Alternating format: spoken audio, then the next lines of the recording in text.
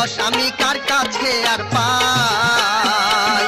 ফুলের মধু ফুলে থাকে, ভ্রমর যদি না খায় তাকে, সেই মধুর কোনো মূল্য নাই।